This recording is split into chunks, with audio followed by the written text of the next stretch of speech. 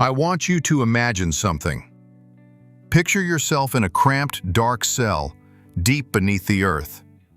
The air is thin, almost impossible to breathe. The only light you can perceive is the faint, flickering flame of a tiny oil lamp. Next to you, a single loaf of bread and a small pitcher of water. This is all you have in this tomb. But you are not dead, and this is not a funeral.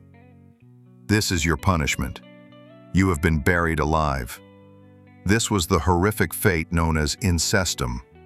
It was the specific, calculated punishment reserved for the most powerful and respected women in the entire Roman Empire. Women who were, on one hand, revered as the most sacred figures in the capital of the world, and on the other hand, with one single mistake, they would face the most terrifying, deliberate death imaginable in history.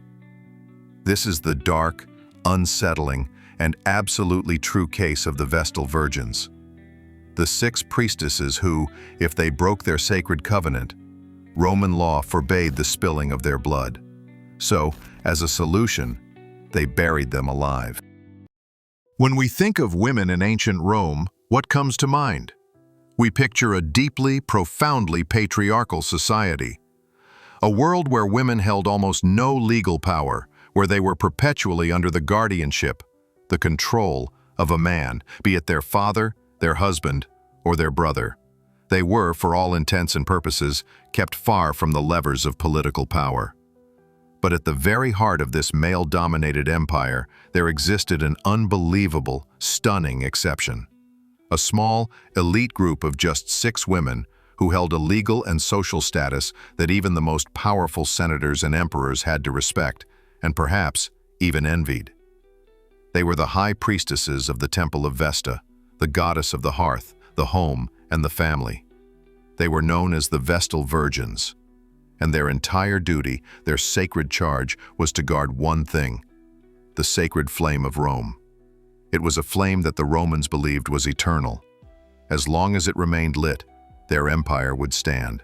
These 6 women were, quite literally, the living symbols of Rome's everlasting security. But their power was not just symbolic. It wasn't just ceremony. These women were granted privileges that, for any other woman in the ancient world, would have been nothing short of a miracle. First, and perhaps most astonishingly, they were legally sui juris. This is a critical legal term. It meant they were of their own law. What does that mean exactly?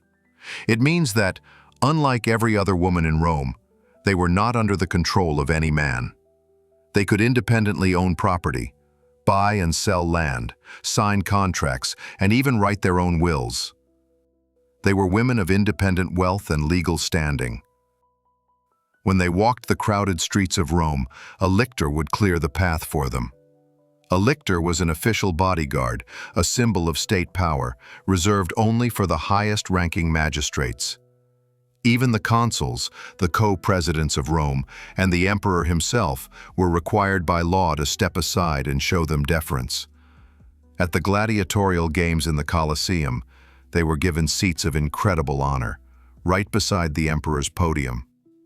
And here is a power that is almost unbelievable.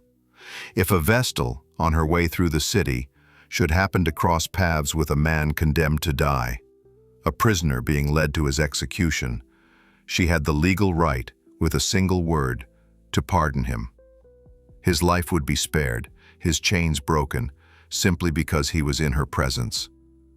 They were so trusted, so revered, that many of Rome's greatest politicians, including the legendary Julius Caesar, entrusted their personal wills and most secret state documents to the Vestals for safekeeping. They were the living, breathing, sacred safe deposit box of Rome. But all of this power, all this prestige and wealth, it all came with a price. A single, non-negotiable condition that held this entire privileged life in a delicate balance: the preservation of their virginity. These 6 women were selected at an incredibly young age, typically between 6 and 10 years old. They were chosen by the high priest of Rome, the Pontifex Maximus. This title means the greatest bridge builder, as he was seen as the bridge between the human world and the divine. The girls chosen had to be from noble patrician families, free of any physical blemishes or imperfections. Once selected, they would leave their families entirely, severing all old ties, and dedicate themselves to the service of the goddess Vesta for 30 years. The first 10 years were spent learning the sacred rites. The second 10 years were spent in active service guarding the flame. And the final 10 years were spent teaching the next generation of novices. And for all of these 30 long years, they had to remain, absolutely and without question, a virgin. Now this is the central question. Why this obsession? In Rome, a society that was certainly not shy about sex, why was the virginity of these 6 specific women so critically important? The answer goes far beyond simple religious morals. It was a matter of national security. The Romans believed that the purity and chastity of these priestesses were directly tied to the Thes Pax Deorum, literally, the peace of the gods. The Pax Deorum was a foundational Roman belief. They saw their empire's prosperity as a kind of divine contract. As long as Romans performed their religious duties correctly, the gods would in turn protect Rome. This fragile peace, this divine goodwill, was what kept the empire safe.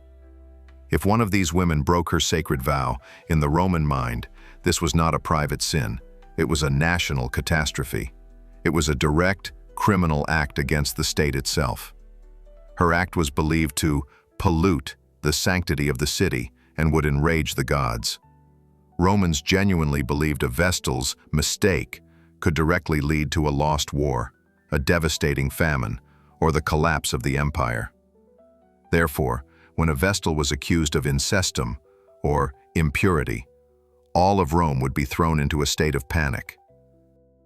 The woman who was once the symbol of Rome's safety had now become the source of its potential doom. And here, we are faced with one of history's most terrifying legal loopholes.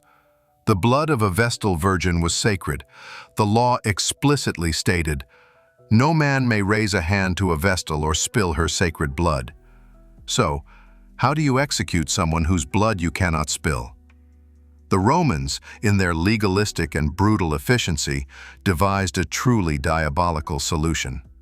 They would bury her alive. When a Vestal was found guilty, she would be dressed in funereal robes, placed in a sealed litter, as if she were already a corpse, and carried in total silence through the grieving city. She was taken to a place outside the city walls known as the Campus Sceleratus, a name which translates as the evil field. There, a small underground chamber had been prepared. They would force the unfortunate Vestal, while she was still very much alive, down into this tiny vault. And then, to get around the letter of the law, to claim they had not technically murdered her, they would place inside the tomb with her a single loaf of bread, a small amount of water, some milk, and one oil lamp. In this way, they argued they were not killing her but merely abandoning her to the judgment of the goddess Vesta. Then, the entrance to the vault was sealed. It was covered over with dirt, and the woman was left alone in the absolute crushing darkness, to die slowly of starvation, dehydration, or, most likely, suffocation. And the man who had sinned with her? His fate was just as brutal, though much faster. He would be publicly flogged to death in the Forum, his body beaten until it ceased to live. This wasn't just an idle threat. This punishment was carried out. Roman history has recorded the names of women who suffered this exact fate. One of the most famous, or infamous, cases occurred under the reign of Emperor Domitian. Domitian was an emperor known for his severe, authoritarian rule and his obsession with public morality. During his reign, the chief Vestal, the Vestalis Maxima, a woman named Cornelia, was accused of breaking her vow. We have a first-hand account of this event from the author and statesman Pliny the Younger. He was there. He wrote in his letters that Cornelia insisted on her innocence until the very end. Pliny describes the haunting scene. As Cornelia was being led to the underground chamber, her robes snagged on the steps. She paused, turned, and gracefully freed the garment herself. When the executioner reached out his hand to help her down, Cornelia recoiled, pulling herself back, as if his very touch would pollute the sanctity she still claimed. She maintained her sacred dignity, even in the face of her living funeral. And this brings us to the darkest, most cynical part of this entire story. Was Cornelia and the others truly guilty? Or was she the victim of a political game? Many modern historians, and even some contemporary Romans, believed that the charge of incestum was often used as a powerful and terrifying political weapon. These 6 women, because of their unique power and their noble family ties, were deeply connected to the most powerful political factions in Rome.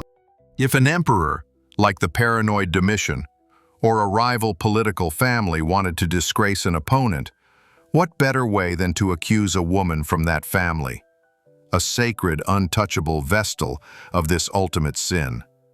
The accusation alone was enough.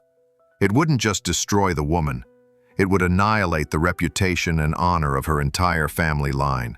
These women, who appeared to be at the pinnacle of power, were simultaneously living in a golden cage. A cage that could, at any moment, with a single rumor, with one whispered political accusation, become a living tomb. But what happened if a Vestal succeeded? What if she completed her 30 years of service, from childhood to middle age, without any scandal? After her 30 years were complete, she was free. She could leave the temple, return to civilian life, and even get married. The state would even provide a generous dowry and a substantial pension for her service. But here is the fascinating part. The overwhelming majority of them chose to remain in the temple. Why? Think about it. You have spent 30 years as one of the most powerful, independent, and respected women in the entire world. Everyone defers to you. You answer to no man. Now, at age 40, you are given the reward of re-entering society to marry a man who, by law, would immediately become your legal superior? They preferred to keep the status and the independence they had earned. Marriage, for them, was not a reward. It was, in effect, a demotion. This unique, powerful, and terrifying tradition lasted for over 1,000 years. 1,000 years of the sacred flame. But with the unstoppable rise of Christianity, everything was about to change. In the year 391 AD, the Christian emperor Theodosius I declared Christianity to be the only official religion of the Roman Empire. He ordered all pagan temples closed, their rituals outlawed, and on one fateful day, he gave the order to extinguish the eternal flame in the temple of Vesta. The flame that had burned uninterrupted for over a millennium was put out. With that single act, the service of the Vestal Virgins was over, forever. They remain the ultimate symbol of contradiction in Rome. Women who achieved a level of power and independence that was unthinkable for their time, but who lived every single day of that life in the shadow of the most horrific punishment imaginable. They were sacred prisoners whose key to freedom and to death was the same single fragile vow. The story of the Vestals is one of the strangest, most compelling chapters in history.